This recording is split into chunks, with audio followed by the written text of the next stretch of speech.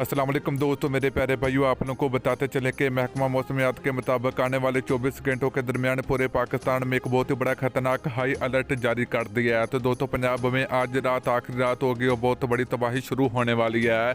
तो वीडियो के अंदर आपको मुकम्मल आप लोगों को तफसील आप लोगों को मिलेगी कि महकमा मौसमियात ने आने वाले 24 घंटों के दरमियान बहुत बड़ी रिपोर्ट जारी कर दी।